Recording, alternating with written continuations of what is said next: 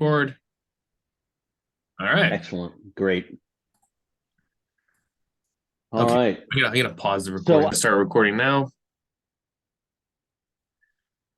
And I'd like to welcome everyone. Again, if you are just joining, please drop your name and your business into the chat so that we can have that for ourselves, especially to, making sure that we try to cater the presentation around what you guys may be interested in. But today's presentation is all about our trail friendly business program and what we are hoping to help you guys with. So again, my name is Owen Worsbit. I am the Director of Operations for Lackawanna Heritage Valley. I've been with LHVA now for going almost 13 years in varying capacities. Right now, I do oversee a lot of the programs and operations of the organization, as well as the trail management. So the Lackawanna River Heritage Trail, which many of you may know, is a multi-use trail which will one day run from Pittston all the way through the Lackawanna Valley to connect to the D&H in the Simpson area, which will be 32 miles. Once you connect it to the D&H, it'll be 70 miles. Of those 70 miles, roughly 55 are open to the public. So what we're going to focus on today will primarily be catered towards businesses from the Carbondale the Simpson-Carbondale area south. So the Lackawanna Heritage Valley Authority is a municipal authority of Lackawanna County. We were one of the first heritage areas created in the state of Pennsylvania. The mission of the Heritage Valley, you can see it there. A lot of the focus is renewal, focused on the environment, strong, diverse economic base, pride and a sense of place. We do a lot of this through the Lackawanna River Heritage Trail. We don't have a whole lot of land or a lot of opportunity for us to really do a lot other than the trail. So we primarily focus on the trail as a way to connect one community to another. And we do this and we host a majority of our programs along the Lackawanna Heritage Trail. So you see we have a playground that we've created in the lower Greenridge area. We call it Naog Avenue. We've been working on a series of boat launches where we're hoping to get people on the Lackawanna River. And most of this is all along the spine of the trail, which is along the Lackawanna River. So can you advance the slide? A little bit more about the Heritage Valley. I mentioned we are a state heritage area. We are also a national heritage area as defined by the U.S. Congress. And what that means is in the Lackawanna Valley, we have such a rich history in not only the industrial sense with the railroad, the coal mining and transportation industry, but we also have a very large cultural contribution to the American experience. So we primarily focus on trying to tell the stories of our past, while also connecting people to the Lackawanna River and moving and looking towards the future. So that's where a lot of what we envision working with you guys will come in. So the Lackawanna River Heritage Trail is, as I had mentioned, managed by LHVA. And you can see there a little bit more about what we try to preserve and promote. And overall, we just want to make sure that people who are experiencing the Lackawanna River, experiencing the trail, are having a good time. And we also want to figure out how to help you guys, how to help get those people who are enjoying the trail into your businesses to help support your businesses. And we want to find out how we can work with you guys a little bit more to maybe get somebody who stops into your shop out for a walk, out for a bike ride, just so that we can try to have a better working relationship. So a little bit more about the Heritage Trail. For those of you who aren't familiar with it, it does connect more than 30 communities. When you put it all together, as I had mentioned, it's 70 miles long. There's sections which are your typical trail where you're off and you're kind of isolated along the river through different areas. And then there's other sections which are on road. For instance, when you come through downtown Carbondale, the trail goes from the YMCA and it uses the main street from the YMCA all the way down through past the hotel to Pike Street and then off to another section of trail which will be developed off of Cottage Street, but that's in the future. For right now, the trail will always continue to be part of that Main Street project. Same with German and Olyphant and a number of other communities where we have to use the downtown roads. So we want to focus on how we can better connect some of the sections of trail and how we can better work with some of the businesses along the trail. So if you go to the next slide, here's a little bit of a breakdown. These are new maps that we had created and we put them out last year. So it's got a much more detailed breakdown of not only where the trail is, but what the trail surface is, whether it's a gravel trail, a grass trail, a paved trail. And we also have some of the trailheads and where you can park to access some of the different parts of the trail. You can see it kind of just follows a majority of the way it just follows along the Lackawanna River banks, but there are some areas where we do end up off of the river banks, and as I had mentioned, in some of the towns. So as far as the trail update goes, we've got 8 new miles that we've developed over the past 5 years. Currently, we're working Carbondale Township, Mayfield, Dixon City, and Duryea. We anticipate doing more work with Pittston in the future.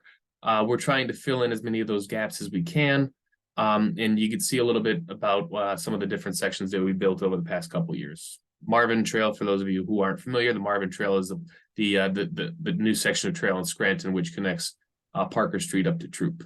And then the Lackawanna Avenue connector is also Lackawanna Avenue in Scranton, not Olyphant. And now I'm going to turn it over to Kim and Steve, who are the consultants from Eastwick Solutions, which are the ones that are reaching out to a lot of you guys and really helping us work our way through this program. They are a wealth of information, and they've done this in a lot of other communities. And I think that you guys will hopefully get something out of what they have to say. Thanks, Owen. My name is Kim Stever, and my background is based in marketing, tourism, and economic development. I focus on the visitor, the trail user experience, both on the trail and also in the nearby communities, the towns that it passes through. I help communities reach their potential by understanding their assets, their history, and community. And we really try to create an authentic experience. I'm also a certified Main Street manager, so I can see the big picture from both sides. And I'm going to pass it over to Steve. Thanks, Kim. I'm Steve Nelson. I'm also with Eastwick Solutions, and my background is in city planning, community revitalization plan. I have also done some trail planning. I've done a fair amount of public engagement, worked with a lot of municipalities, and Kim and I have both worked with a number of businesses as well. Eastwick has been working in this area of nature-based revitalization for about 10 years now. And you can see some of our client lists there. We worked along the Schuylkill River in Montgomery and Chester counties, in York, along the York Heritage Rail Trail. We were up in Northeast PA, Carbondale, and Forest City on the Outdoor Towns program. And I see our friend Michelle Bannon from Carbondale has joined us. So Michelle, if I say something wrong, you speak up and let me know. And the Outdoor Town program was a planning process to help both Forest City and Carbondale leverage their the trail that goes through the towns for economic development for community revitalization purposes. And we've also created a trail-friendly business program for the Delaware and Lehigh, a little further to the west and south of the Lackawanna. And that's, of course, what we're working on now with Owen and the staff at LVH.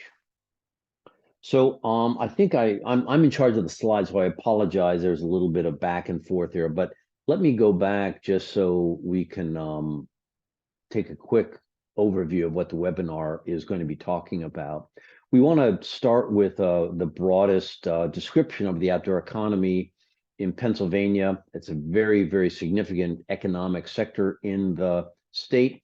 It's also some economic impact data for the Lackawanna Valley, some information specific to the Lackawanna River Heritage Trail, then talk about trail-friendly businesses and the pilot program that Lackawanna Heritage Valley is just launching now that most of you have already agreed to be part of. And so we're very thankful for you for that interest. There'll be time at the end for questions, but if you have questions that pop up during our presentation, if you can put them in the chat room, Owen or Kim will be monitoring that, and we'll circle back and be sure to answer them. So let's talk about the outdoor economy. You are all part of it. It is a newly designated economic sector within the U.S. and the Bureau of Economic Analysis, BEA, now tracks that data. So we've got some great year-over-year data from about 2017 on the outdoor economy. And it's really all the parts of the economy that are directly related to outdoor recreation. So if you're a cyclist, which I am, buying the bicycle, riding a bicycle, stopping for coffee, getting a meal, getting a beer after the ride, those are all things I do as a cyclist. All that money is part of the outdoor economy. All the people that work in those places, the manufacturers, and we'll get into the details about all the different parts of the economy in just a minute. But it is a new thing. There's statewide interest. The state has just created an Office of Outdoor Recreation that is promoting the link between outdoor recreation and economic development. The state has a statewide outdoor recreation plan, and that plan recognizes the value of nature-based assets like trails, like rivers, like ski slopes, and how it can help towns with economic development and revitalization. International Economic Development Organization recognizes it. Statewide economic development professionals now see the outdoor economy as a thing. There are programs that have been set up in many states, Pennsylvania, New York, Ohio, and other places, that help towns leverage those assets. Trail town is probably the most common, but outdoor town is now an up and coming thing here in Pennsylvania. And there's some specific programs that are created to help businesses get more of those trail users into their doors and spending money. And the Delaware and Lehigh, York County Economic Allowance, YCEA, are two that have started that. And now Lackawanna Heritage Valley is now joining them. So let's talk a bit about what the activities are that make up the outdoor economy.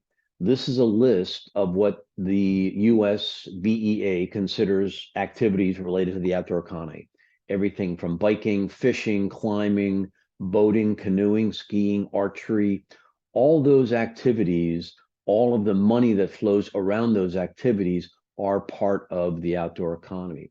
So it is very broad and encompasses a lot of different activities, but it's all related to the economics of that, of all those activities. And when we think about it, it's not just the activities that make up the outdoor economy. There are various sectors within the economy that make up the outdoor economy. This is a graphic that the Department of Conservation and Natural Resources created for a show that they've taken around the state to demonstrate the value of the outdoor economy. And these little circles around the keystone are the different sectors that make up the economy. Some of you may be retailers, some of you may be in food service, but there are also manufacturers that are involved in the outdoor economy. As trails are built, you get construction, there's transportation of goods, there's outfitters and guides that are also part of it. So when we talk about the outdoor economy, it's not just the bike shop or Montage Mountain. It's far, far more than that. And in fact, in Pennsylvania, the number of jobs related to the outdoor economy, 152,000 jobs directly related to outdoor recreation. That's not indirect, that's directly related to it. And the chart to the left shows you the employment numbers. The tallest bar is retail, not surprisingly, that's about 50,000, but it also draw your attention to the manufacturing, the leftmost bar there. That's almost 10,000 jobs in manufacturing directly related to outdoor recreation. For example, there's a kayak manufacturer that is based in Pennsylvania. So the outdoor recreation economy in Pennsylvania is the 6th largest outdoor recreation economy in the US.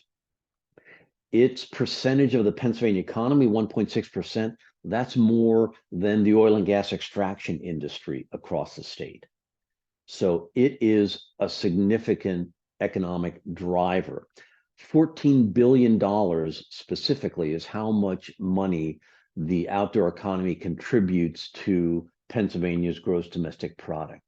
put another way, if the outdoor economy didn't exist, the Pennsylvania economy would be $14 billion smaller. So there's a lot of money in this. And we did a webinar about 2 weeks ago, more directed towards municipal officials and staff. And we really emphasized that the outdoor economy goes far beyond just that bike shop that the Cedar bicycles in Scranton, for example. There are a lot of businesses, a lot of jobs that are tied in with it, and that's why they should care and support trail users and trail friendly business. So let's look even more locally and talk about visitor spending.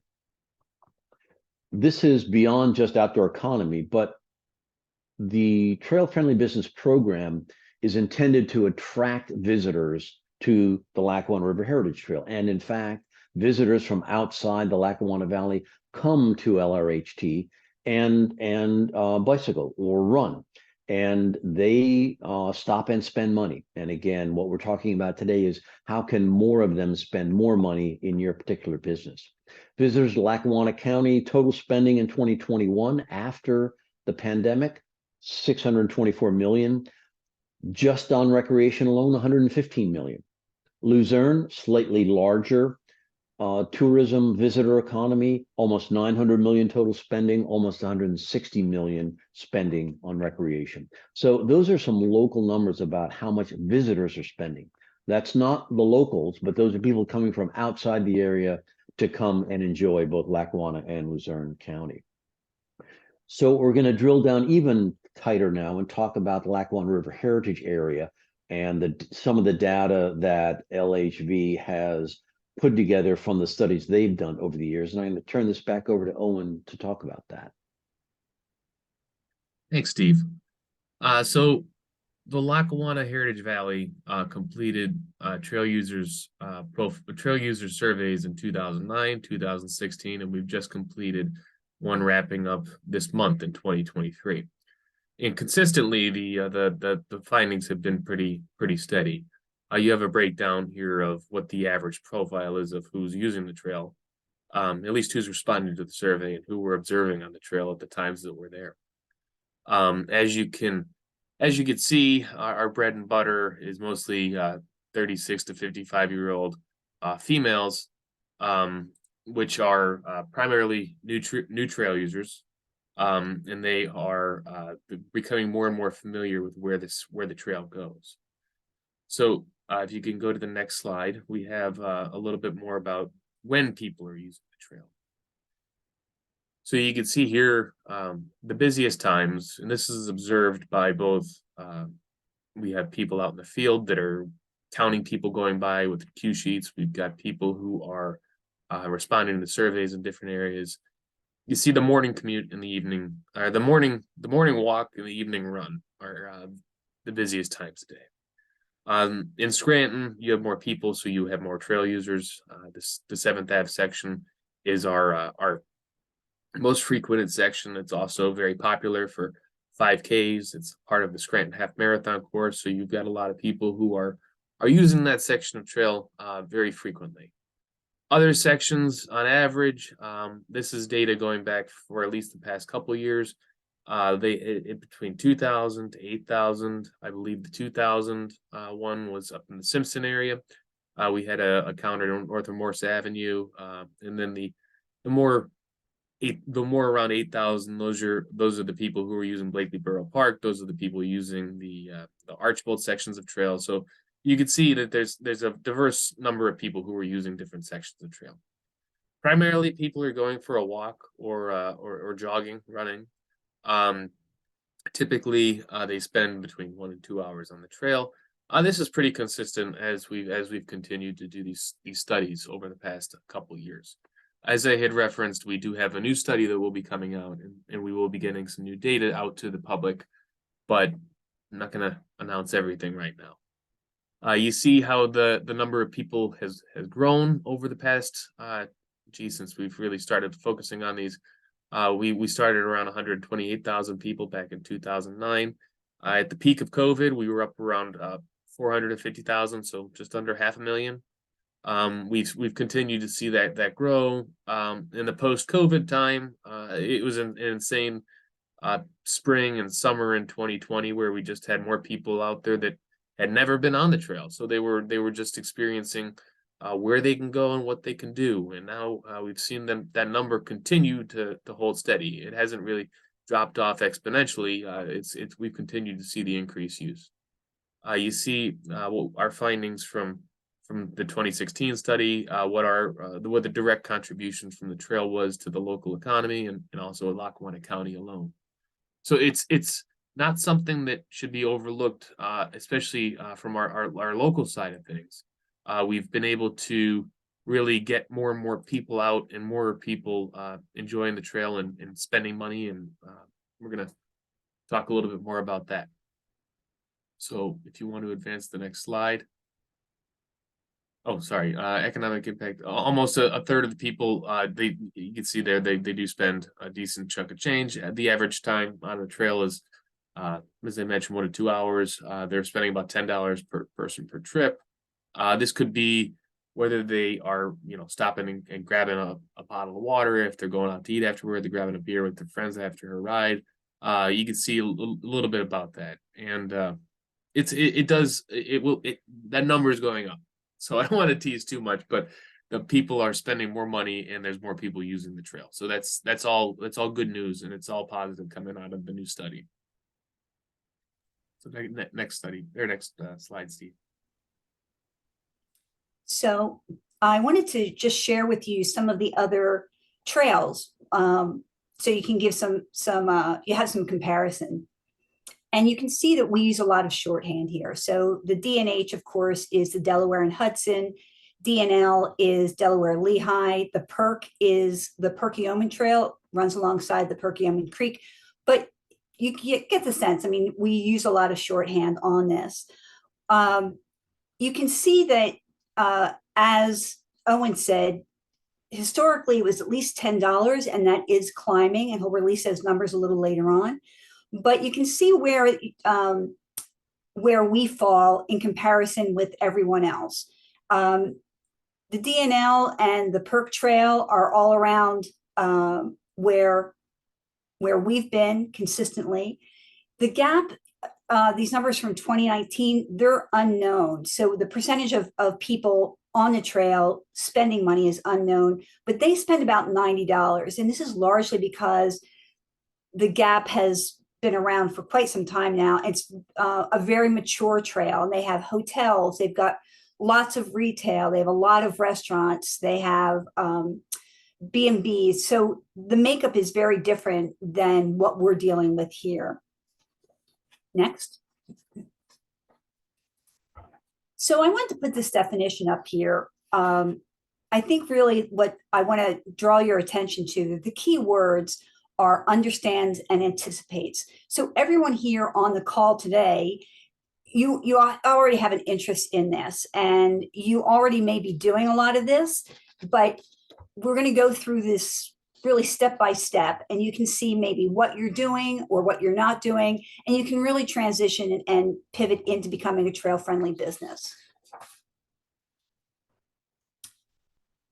So the components of a trail-friendly business are the location and accessibility, the products and services, hours of operation, signage and windows, amenities and information, a welcoming attitude, marketing, cooperation, and coordination. And as I said, we're going to go through each one of these, so you'll get some more, a level of specificity. You'll get the particulars. Sorry about that. So next, proximity. It's important that you understand where you're located in relation to the trail. Many of you are located right on the trail because the trail is on road. But it's important that you know how to describe where you are if someone's calling in and wants directions, where their closest trailhead is, where your closest cross streets are. So that proximity is very important. Visibility may mean signage, or it could be an awning, and we're going to get into that a little later on with an additional slide. And accessibility, Trail accessibility is not the ADA compliant. This really refers to the accessibility of your business from the trail, but also for bikes and for walkers and for strollers. So it's important that you kind of take a look around your business and see what kind of accessibility you do have. So if people come up with, if they're riding bikes, that they have a place to park them, that it's clearly marked, and all those little specifics that, again, reflect back to anticipating and understanding visitors' needs. Next. So these are the types of goods and services that trail users typically use. And you can go through there, and number of the participants on the call today fall into a lot of these categories. One of the opportunities that a trail-friendly business program offers is an opportunity to expand your business. So for instance, in Wrightsville, which is a town in York County that we worked with, a bike shop actually added a coffee bar because there was not a coffee shop open when people needed them. So you can also, it can also be something as simple as adding a freezer to your business so you can start stocking ice cream. So that's what we also mean by business expansion. Grab and go could mean power bars, always bottled. We want to make sure that if you want to expand your inventory, maybe you start including Gatorade, something along those lines. And we also include things like bookstores, lodging, arts and entertainment. So these are all things we really look at this as a very holistic experience. Next. So attracting people through the door, hours, signage, and windows. Hours of operation may seem obvious, but make sure that they're legible. Signage is a really big topic. You can see from this image here, that's a Confluence cyclery, you know immediately what it is. They've gotten really creative in their signage, and it's apparent that you know what you're going to get. I can't see their hours from here, but that's my problem, not yours. We want to make sure that you are aware that LRHT already has on-trail wayfinding signs, but once people get off the trail and onto the road, we want to be able to draw them and pull them into your business. The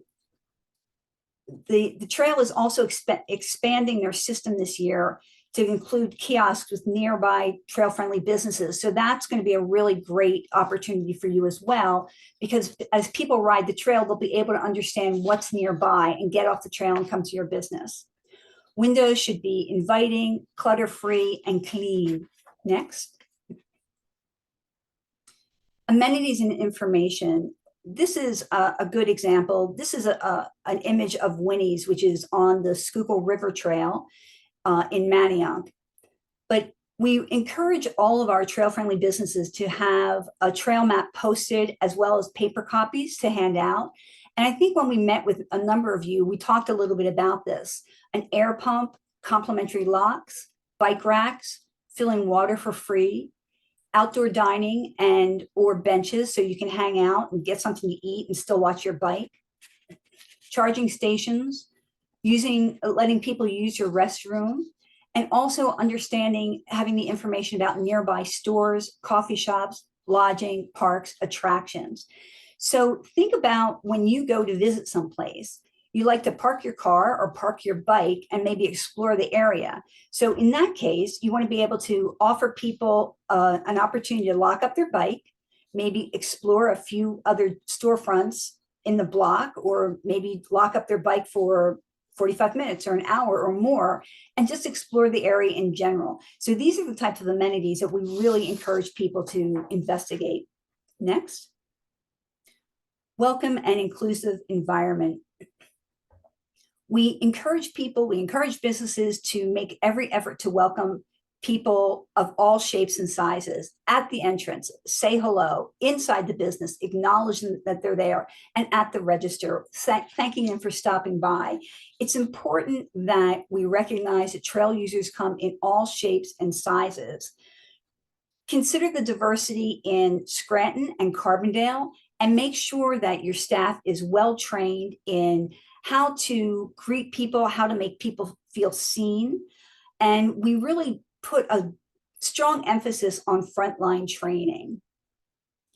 Our trail users are diverse. You saw the numbers that Owen reviewed. You've got runners and walkers and strollers and dog walkers. So keep that in mind as well. And of course, the trail passes through both urban and rural areas. So again, all shapes and sizes, and we just need to be prepared to serve them efficiently. Next. So participating in the LRHT trail-friendly business is a huge marketing opportunity. Social media is a wonderful opportunity to share your fan base through whatever social media platform that you're using, that you're a trail-friendly business. So be sure to follow the Lackawanna Heritage Trail Facebook page, and you can repost their content and add a message about your own business, about how you are a trail-friendly business and what you're doing that's special to really differentiate yourself.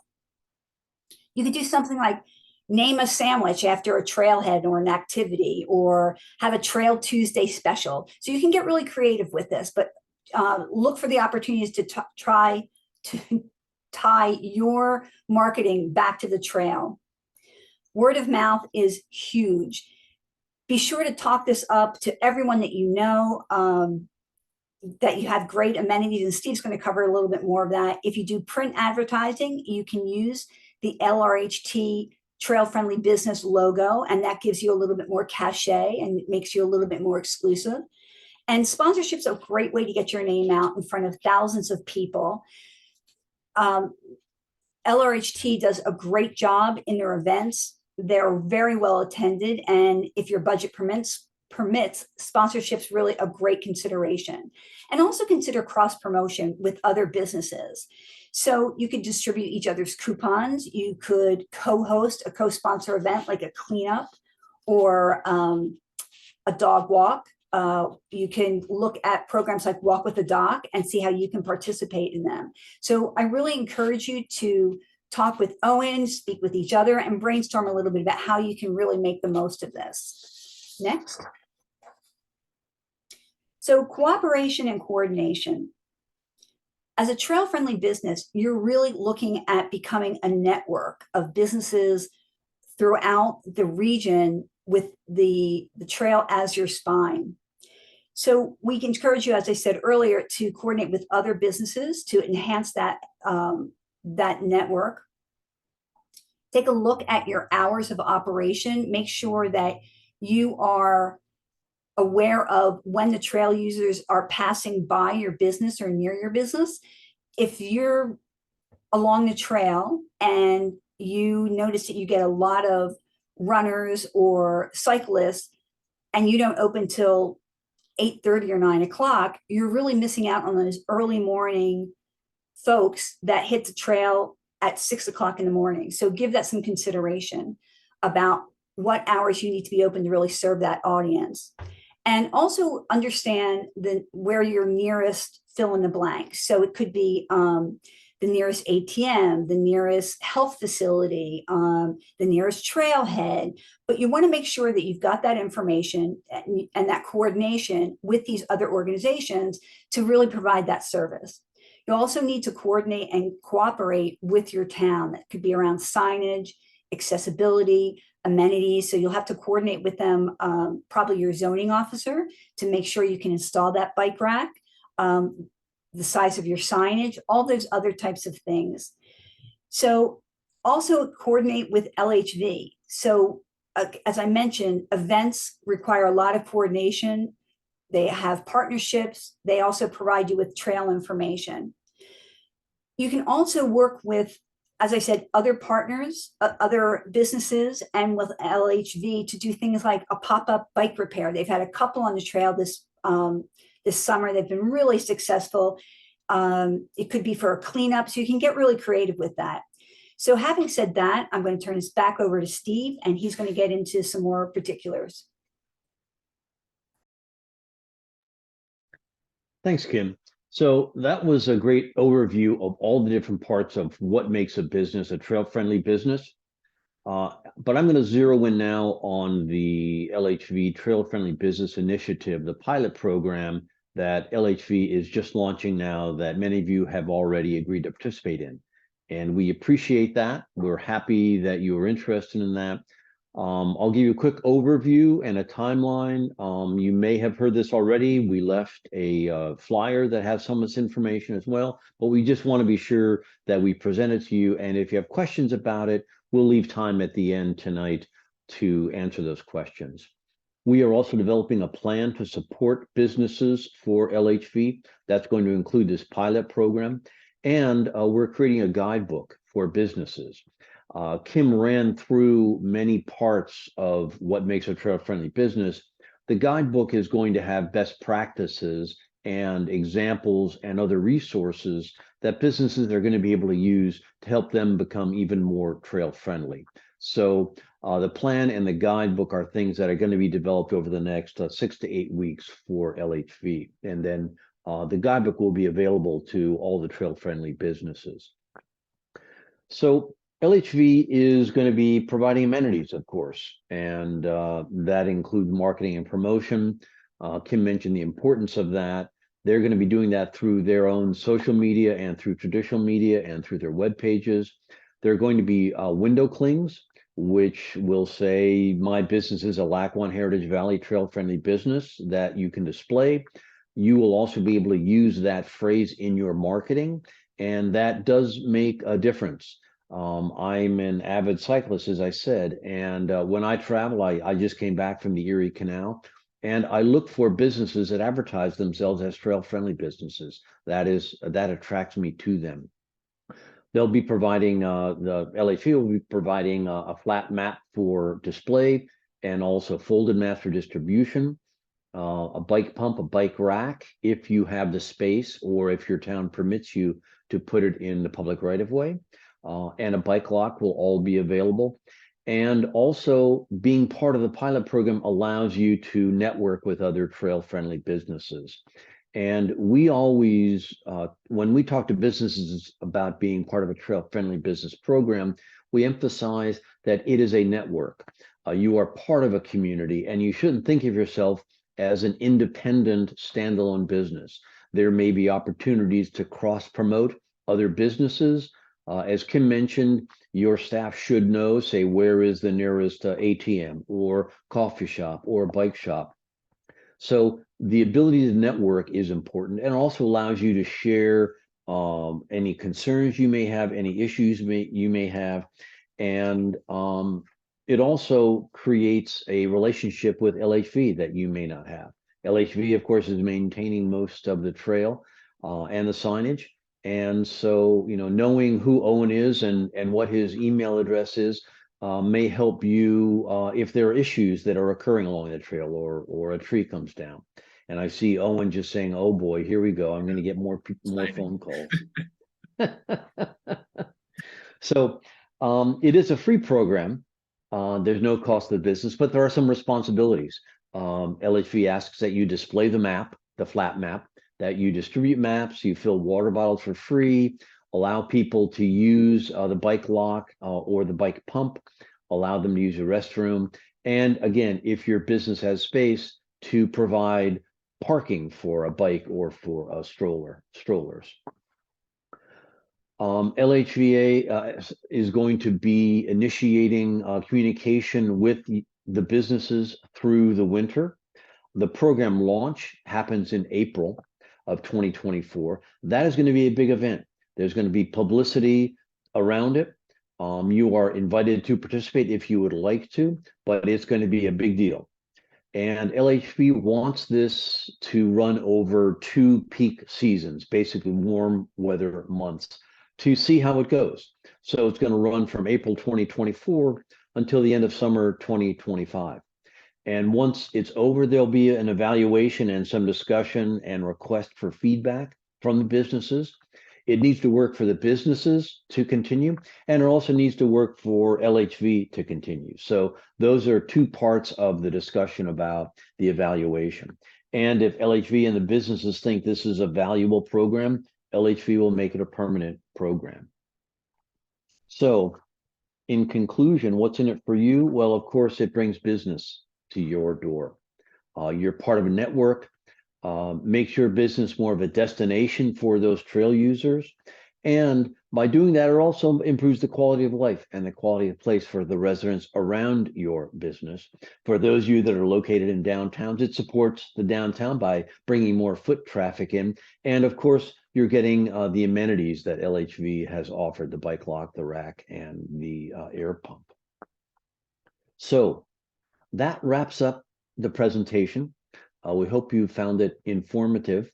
I'm going to turn this back over to Owen, and we will be happy to take any questions. Owen? Again, thanks, Steve. Thanks, Kim. Just in conclusion, a lot of what we were talking about and a lot of what we've been discussing throughout the program here, we know some of you are already doing a lot of that. We understand that you guys know how to welcome customers. We understand for the most part, like you generally do a good, everybody does a good job. But what we want to focus on is how to cater that a little bit more towards the people who may not be familiar with your business. They don't know what you have to offer. But by trying to work together and create this program and what we can do for you guys and what you guys can do for us, I think it's got a potential to be a very positive relationship moving forward. And yeah, Steve, I don't need any additional phone calls. I'm sure I'll get them, but yeah. So if anybody, again, we thank you for joining this presentation. If you have any questions, feel free to type them in the chat. We'll give you a little bit of time to do that. And while we're waiting, so Kim and I have worked on a couple of trail-friendly business programs in Pennsylvania. And there's also the very successful one along the Great Allegheny Patches, the Gap that Kim mentioned. So this idea of a trail-friendly business program has been around long enough that I think it is seen as, I know it's seen as a success by the businesses. And so if you have questions about how it's worked in other places, we will try to answer that. If we don't know the answer, we can find out and get back to Owen, and he can relay that back out to you. Okay, and it doesn't seem like there's any questions, so we can wrap this up. This was recorded. We will be posting it, so you'll be able to share it. If you know of anybody that wasn't able to make it that may also have been interested, certainly do so. And we look forward to getting this program up and running throughout the winter and really kick it off in April, like Steve said. Oh, and do you remember we had the Zoom a couple weeks ago? Do you have a list of people that were on that? We can get you there, Michelle. Yeah, I just would like to share this one with them as well. Okay. Okay, thank you. No problem. Thanks, guys. Thanks for joining. Everybody that's on the call. All Thank right. you so much. I'm going to stop recording now.